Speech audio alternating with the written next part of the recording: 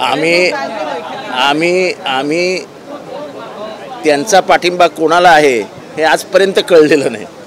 त्यामुळे क्लेम करायला काय ते कोणाबरोबरच नाही तर क्लेम करायला हरकत नाही म्हणून आम्ही क्लेम केला असेल. आम्हाला काय वाटत नाही ते आमच्याबरोबर आहे. काल ते एक महत्त्वपूर्ण बैठक जी पार पडली त्या बैठकीला ते उपस्थित होते. याच्यापूर्वी कार्यक्रमांना ते दिसले परंतु बैठकांना मात्र कधीच दिसले नव्हते. काल ते पहिल्यांदा दिसले कारण काल म्हणजे ते कोणाबरोबर ते स्पष्ट झालं. ते बैठकीला दिसले म्हणजे ते कोणाबरोबर आहेत ते युती बरोबर आहेत हे स्पष्ट झालं.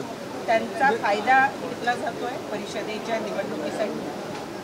तो त्यांनी ओळखावा ना. आपल्याला काय करायचं त्याच्याशी. तो त्यांनी ओळखावा. त्यांचा फायदा घेतला जातोय त्यांचा काय तोटा झाला आहे ते त्यांनी ओळखावा. आम्ही कशाला त्याच्यावर बोलावं. ते त्यांच्या पत्राची आठवण तुम्ही त्यांना करा.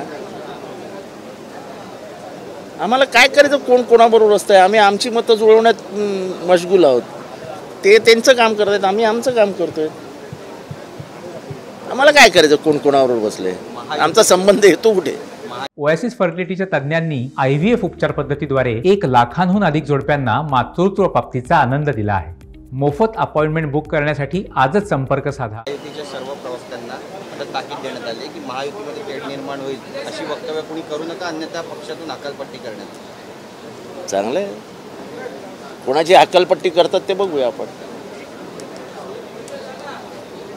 हाथरसमध्ये जे झालं 120 जणांचं त्यामध्ये मृत्यू झाला आणि जो बाबा होता तो आता फरार झालेला आहे. काय वाटतं अशा घटनांची वाढ होते. 160 जणांचं 160. तिथे एकही पाण्याचा टँकर नव्हता एकही ॲम्ब्युलन्स नव्हती. एवढी गर्दी एकत्र येते. आपल्या पनवेलमध्येही ते झालं होतं. म्हणजे शासनाने दुर्लक्ष करावं तर किती करावं. शासनाला गांभीर्यच नाही. मृत्यू हा चला झाले 200 गेले काय फरक पडला अशी जर भूमिका असेल तर दुर्दैव आहे मानवी जीवनाचं. माणुसकीच उरलेली नाही. कोणी मेला काय आणि जगाला काय आपल्याला काय फरक पडतो.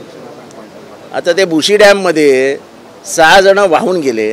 अनेक वेळा अनेकांनी सांगितलं की त्याला बाउंड्री मारा त्या तिथेच कोणाला जाऊ देऊ नका. सरकारला काय म्हणजे पावसाळा झाला की भुशी डॅम संपला विषयच संपला. तो दुसऱ्या वर्षी येतो 4-5 मेले की. मानवी जीवनाला काय किंमतच द्यायची नाही असं सगळ्याच सरकारांनी ठरवलंय.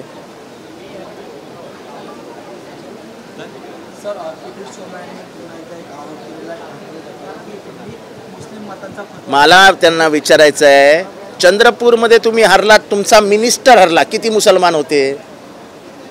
भारती पवार तुमची कॅन्डिडेट होती. दिंडोरीमध्ये किती मुसलमान होते. तुमचे प्रदेश अध्यक्ष एकेकाळचे रावसाहेब दानवे हरले किती मुसलमान होते. हा मुसलमानांचा नेरेटिव्ह सेट करत असताना तुम्ही मुसलमानांना मारणार. मागच्या 1 महिन्यात 7 मुसलमानांना ठेचून मारलं. मग तुम्हाला काय वाटतं सगळे माराल तुम्ही झोडाल तुम्ही त्यांना वाळीत टाकाल त्यांच्या एक स्कॉलरशिप्स बंद कराल मागासवर्गीयांच्या SC ST OBC या सगळ्यांच्या स्कॉलरशिप्स बंद आहेत त्यांचं शिक्षण बंद आहे. मग तुम्हाला काय वाटतं त्यांनी तुम्हाला मतं द्यावीत. मग उद्या तुम्ही म्हणाल की हा बहुजनांचा हेतुपूर्वक आमच्या विरुद्ध आहे. अरे तुम्ही बहुजनांना वाळीत टाकणार त्यांना शिक्षणापासून वंचित ठेवणार त्यांना धमकवणार की आम्ही मनुस्मृती आणणार आहोत. मग त्यांनी तुम्हाला मतं द्यावी अशी तुमची इच्छा आहे. अरे तुम्ही कानफडात पण मारणार आणि सांग हम तुमसे प्यार भी करते असं नाही होत. दुहेरी भूमिकेत तुम्ही नाही जाऊ शकत. तुम्ही त्यांना बांगलादेशी मुसलमान म्हणणार ज्यांची उभी हयात इथे गेली आहे. किरीट सोमय्या येण्याच्या आधीपासून ते मुसलमान इथे राहत आहेत. उद्धव ठाकरेंना मत म्हणजे वोट जिहादला मत अशी टीका केली. संविधानात आपल्याला अधिकार असतो आपण म्हणतो विद पीपल ऑफ इंडिया त्यामुळे आपण सविस्तर मतदान करण्याचा आपला नाही पण तो त्यांचा अधिकार आहे ना. माझं तर म्हणणं यांना मतदान का करावं दलितांनी. माझं विचार नाही यांना का करावं मुसलमानांनी मतदान. अरे तुम्ही दररोज आम्हाला मारणार दररोज आम्हाला शिव्या घालणार तुम्हाला मतदान का करावं. तुम्ही याचं उत्तर द्या ना की सुधन मुनगंटीवार तुमचे सर्वात पॉवरफुल मिनिस्टर चंद्रपूरमध्ये 3 लाखाने हरतात ते काय मुसलमानांनी हरवले. एक सांगतो इथला जो सत्सद विवेक बुद्धीला स्मरून मतदान करणारा मतदार आहे यांनी नेहमी देशाची लोकशाही वाचवली आहे. ती 77 साली पण वाचवली आणि ती 2024ला पण वाचवली. इथे पुरात वाहून जाणारा हिंदू जन्माला आलेला नाही. हा हिंदू अतिशय विचारपूर्वक मतदान करतो. अयोध्येमध्ये कसं हारलं हे सांगा बरं. अयोध्येमध्ये किती मुसलमान आहेत?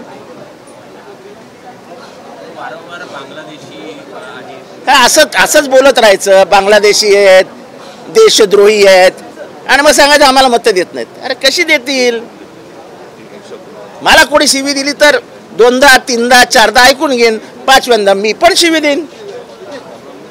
अरे आम्ही पण मर्दाचीच औलाद आहोत ना, आमचं पण रक्त सळसळतच आहे ना.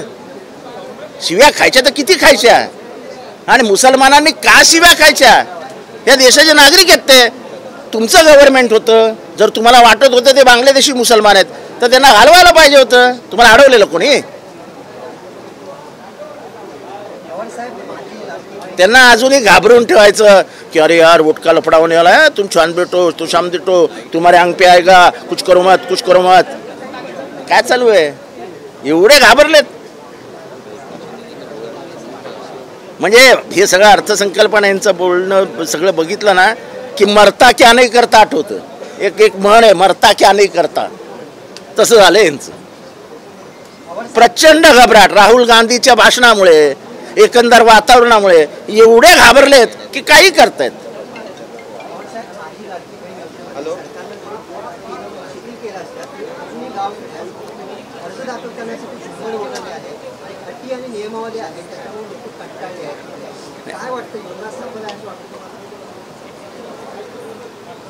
आता 1500 रुपयाची खैरात वाटून तुम्हाला 3 महिने त्यांना देऊन त्यांची मतं पाडायची असतील तर काय सगळं योग्य आहे.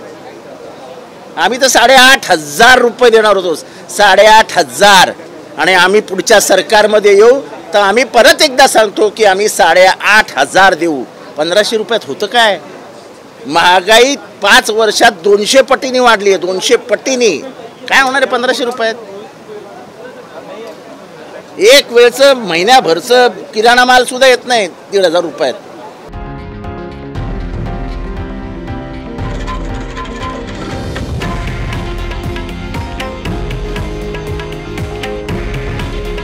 हे आहे देशातील नंबर 1 न्यूज नेटवर्क आणि आपण पाहत आहात TV9 मराठी. काळजी तुमची, हित महाराष्ट्राचं.